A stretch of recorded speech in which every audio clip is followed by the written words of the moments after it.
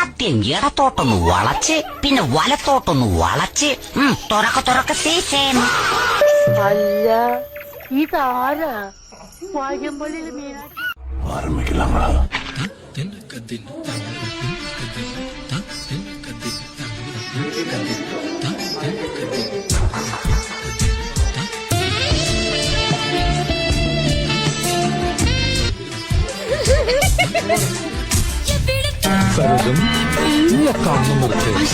ഇവിടെ വെച്ച് വേണ്ട ആരെങ്കിലും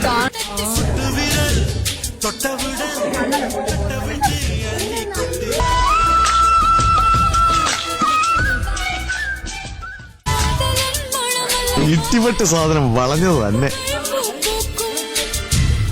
अच्छा वास्तविक नहीं हुई है, वास्तविक नहीं हुई है चाचा चाचा പെണ്ണുമ്പിളെ പിടിക്കണം. വെള്ളം തൊട്ടാൽ അപകടം. വെള്ളം വെള്ളം കിടക്കുന്നു. ഒരു മുறை வந்து பார்த்தாயா നീ ഒരു മുறை வந்து பார்த்தாயா എൻ മനം. ഇതല്ല ഇതിനപ്പുറം ചാടി കടന്നവനാണ് ഈ കെ ജോസഫിന്റെ ദൈവമേ. ആ നിലവിളി ശബ്ദം വിടോ. നാഗവല്ലി മനോന്മണി രാമനാഥൻ തേടും ബാലേ മാണി. എടാ പുളിസീൻ കാണാൻ കയറുമ്പോ കാലിങ്ങനെ പിണഞ്ഞ് പിണഞ്ഞ് കയറി കഴിഞ്ഞാൽ കൂടുതൽ എളുപ്പമായിരിക്കും. Not the point. ഈശ്വരോ ഇതെന്തൊരു പാട്.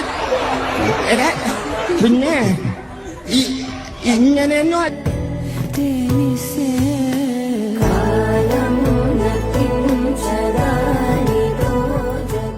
അപ്പൊ പറഞ്ഞ വാക്ക് ഞാനിതാ പാലിച്ചിട്ടുണ്ട്.